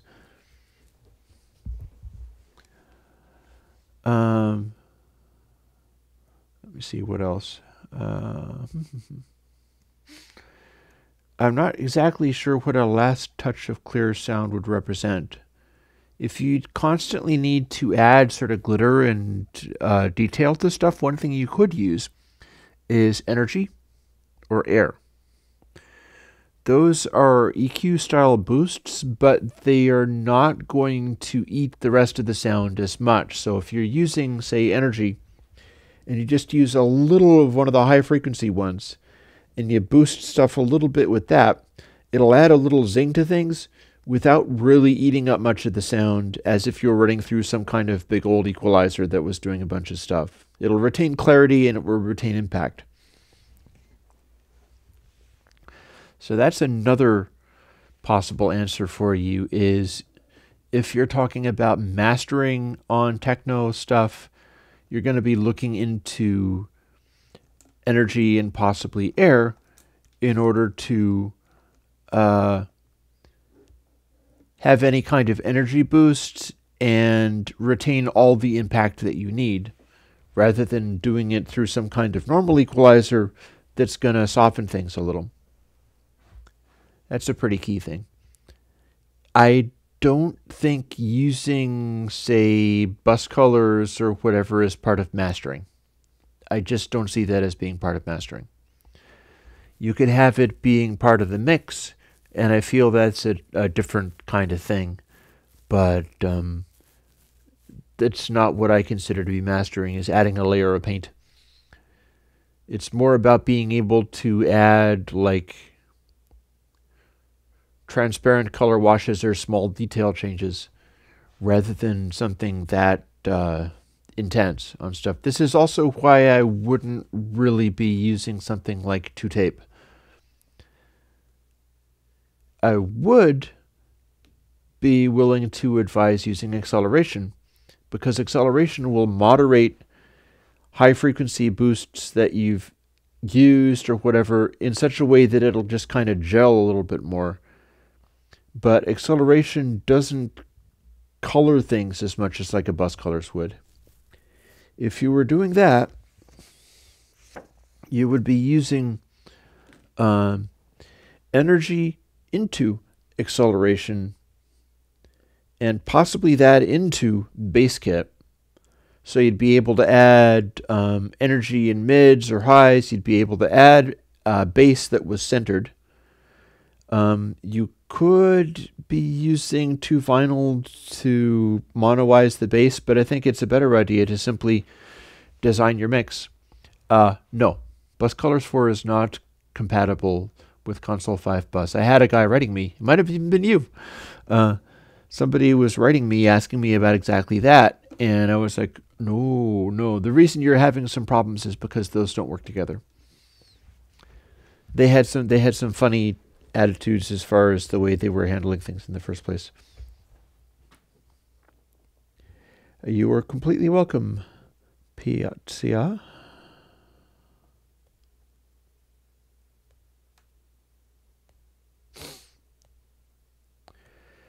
Honestly, I don't always see EQ as mastering. I'm just responding to the fact that I think it would be very easy to be like quote unquote mastering techno and find a need to fill in more lows unless it was just out of hand. You could even be doing things like use the tilt EQ. I forget exactly what I called my tilt EQ, but I've got one in there. Or just EQ or whatever. And you could even be going through something like that, rolling off the bass and then putting bass kit on because it's mono and because it doesn't work in quite the same way as a regular EQ does. That would make a kind of sense, doing that.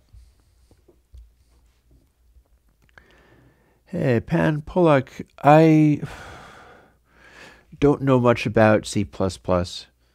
What I'm programming in is mostly just C. Though when C++ starts becoming really C++, it loses me and I don't understand what it does anymore. One of the reasons I like C is it's so low level. It is almost like assembly code or something. You're doing very primitive things in it, and when you design stuff properly using that, the software runs really, really fast. And that's helpful for plugins because people like to use lots of plugins all at the same time. I would strongly recommend that you put your high-pass filter before BassKit. I don't think it should be after BassKit. BassKit has its own way of handling lows and should be able to fill stuff back in while retaining that.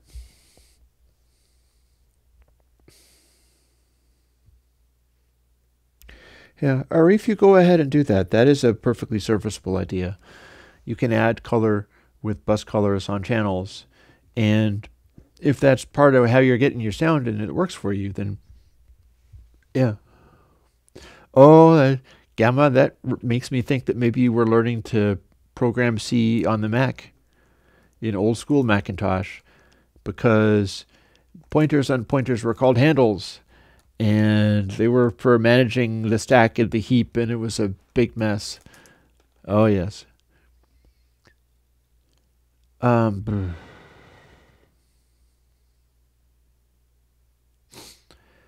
Judging from what I know about how Mac's bass works, which is similar to what I did with Floor, you would put it after BassKit, because it's basically taking away all the good stuff that BassKit does and converting it into something else so that you can hear it more clearly over smaller speakers. You'd put it after everything, except for dither, obviously, and possibly after limiting, clipping, and so on. But yeah, the reason you would put, and again, I could be wrong. You could try the opposite and be like, this is much better. The reason I would put a high-pass filter before BassKit, and then something like Max Bass, if I used it, which I wouldn't, after BassKit, is this. The high-pass filter before BassKit means you're taking away any overload. You know, if you're needing to limit the bass in order to be able to use BassKit at all. Because remember, if you're taking, it's theoretically reasonable to, like, okay, I'm taking away 12 dB with the filter, and then I'm adding it back with BassKit, and then I'm taking it back away again with Mac. Honestly, if you're doing stuff like that, you might be better off just not using any of those things. Always remember that mastering engineers are mastering engineers because they have amazing, phenomenal monitoring systems and a fresh set of ears. So they are hearing great stuff and can tell whether things are right or not. So they're correcting anything that they hear is obviously wrong. But they're never happier than when they can get the sound coming in, and it is so phenomenal that they just need to do the barest little touch in somewhere or other using specialized tools that will just have the smallest amounts of effect and then not have to do anything else. Because they'll be like, this is great. The product was so good that I barely had to touch it at all. So it retained all of its quality and I didn't have to piss all over it in order to make it work. That would be a good mastering engineer coming to a conclusion like that. And a bad mastering engineer is more likely to be like, I go through this in order to do that, in order to do that, in order to do that, and they have like 12 different processors, all of which have a big obvious effect, and have as a habit just running everything through the chain. That is not what you want to do if you were a mastering engineer. If you're not a mastering engineer, you might be approaching it more like you are a mixer. You know, you're a beat maker kind of person, and you're making a distinctive flavor, and you'd like to have, you're like a radio station. And in that case, you're doing your thing, you're getting music coming in, you're going, how do I make this sound and feel like me so that people can recognize immediately that it's me? Well, here's my chain, and I've got this stuff going on, and this makes the bass pound, and this makes it have a fluid quality, and this makes it not go louder than like this so that it smooths out. And if you have a chain that is doing just a series of stuff like that, in order to make it have a quality that's recognizable and it's like you rather than it's like the music, you're acting like a radio station or a like reggae house music sound system. And you're actively making choices to try to make the thing sound like your big sound. So and this is not to say that those are bad things, especially if you're building a PA system. You might very much want to have a distinctive sound with it and do all kinds of stuff in order to make, these are my 21-inch woofers. This is what I do in order to make all of my audio coming in do something with the 21-inch woofers. I got a subharmonic synthesizer, I got a this, I got a that. And you do those things because you know how you're going to use it, and you're not pretending to be a mastering engineer so much as just like, how can I take whatever audio is coming in and have it be like my house sound? Totally different approach from being a proper mastering engineer. So, yeah, down to the last 8 minutes or so. I'll put, something, Arif, I am more likely to be putting out character plugins that work with Console 5. I'm not really thinking so much in terms of Bus Colors 5. I'm thinking maybe I'm going to get back into the character plugins, and I may very well design those in such a way that they will end up linking with Console 5 in that way that involves them canceling out and functioning properly with each other.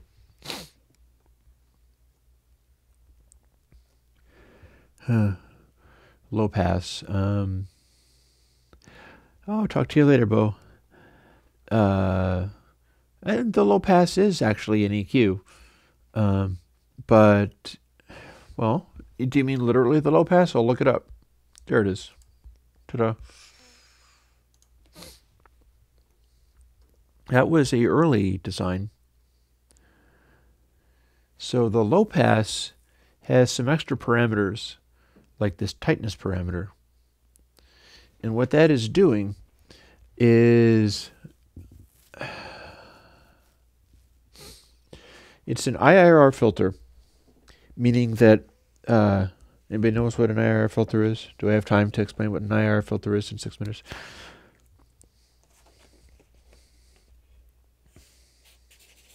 If you have a waveform going along, an IIR filter is like, okay, I'll take one of this waveform and 9 of the previous of what I was doing.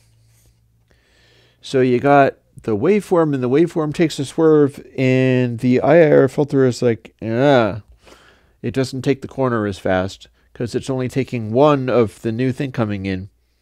and 9 of where it was. It has a sort of inertia. It's like a heavy weight that you're pulling in a direction. It's like, Now, what the low pass does differently is its filter has different speeds based on how loud the signal is. So you can have it set so that if the signal is barely moving, the filter's barely moving. But then if the signal is really loud, like up here, then the IR can swerve a little bit more aggressively. It is frequency dependent and amplitude dependent. Or actually, IR filter is always frequency dependent. But so what this is going to do is have the effect on the sound, and you can do opposite kinds of offset. Like I can have it so that it's more sensitive with small little motions, but as soon as you try to do a big motion, it refuses to go along. It's like, nah, and is more slowly reacting. That is how low pass is done. So the tightness thing is on a sample by sample basis, and it's modulating essentially the frequency of the cutoff. But since it is also a one pole filter, and that is something I have not tried, so that's worth also making a note of before I'm gone.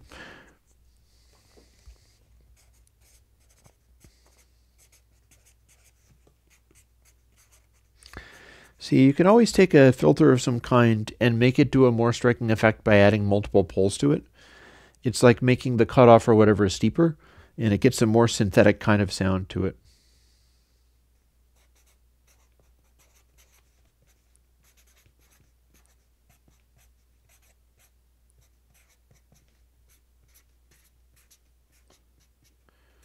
There we are. Nice little note on that.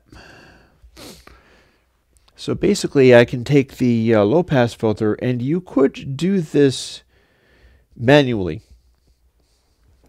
It wouldn't be as much fun. What you do is you take 10 instances of low pass and set them exactly the same and just have them in series, because that's what doing a IR filter of multiple poles is you got this one, and then it's set to do this, and then this one, it's set to do the same thing. And this one, it's set to do the same things. You go through one of them at a time, you take the output and apply it to the next one. So you could do this and find out what I'll be finding out simply by stacking up a bunch of flow passes using that tightness control, and then match the settings of each plugin exactly, and listen for how it sounds as a multi-pole filter, because I'm going to be checking that out. I'll see what I can do with it. But yeah, and it absolutely is an EQ. It's just that usually IIR filters aren't frequency modulated in that way. And the low pass that I put out is in fact frequency modulated. Same for the high pass. It's basically the same thing. It's not dissimilar to some of the stuff that I was looking to do in Dither Timbers and so on.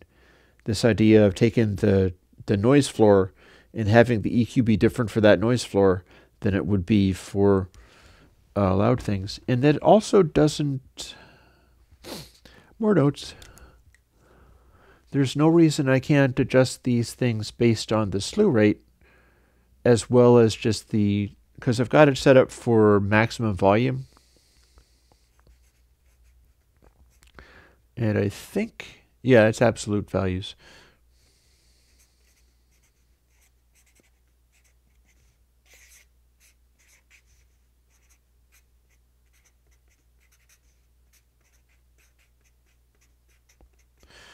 There you are. So volume is how it currently works, but I could or use the slew rate, and that would be taking effect anywhere it is in the sample, and would be closer to the Dither Timbers things. And that's something you can't actually experiment with using the plugins just as they are.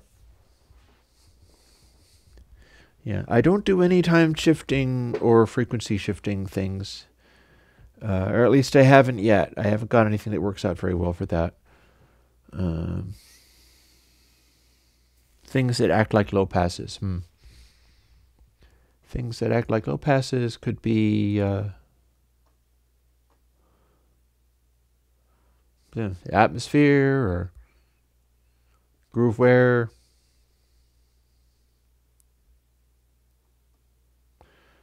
Or aura.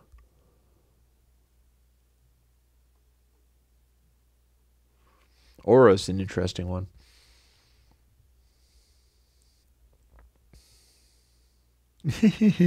You put everything inside ULaw. You can't just put everything inside ULaw. It's like, you put it inside ULaw.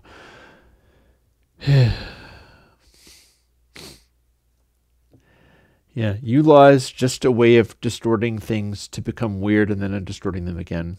It's not a magical bullet. You can't just put everything inside ULaw. You put your entire mix inside ULaw. Although I gotta say, I'm honestly delighted that anybody is getting that much fun out of it. That is pretty awesome. So, I will bid adieu on the little screen there, because it is now 1 and I've done 2 hours, and that'll do me for this week. Yikes. You're going to start having weird problems if you do that. It'll start going beyond the ability for floating point to handle. But, yeah, so I will bid you folks adieu. Tomorrow I will be doing a music stream, which hopefully will go pretty good. And then it's doing some more plugins and having something for next Sunday, and we'll be putting out more plugins. Until then, and next week I'll remember to turn on my lights and things, but whatever. It's always something. It's always something. I will talk to you folks later. Bye-bye.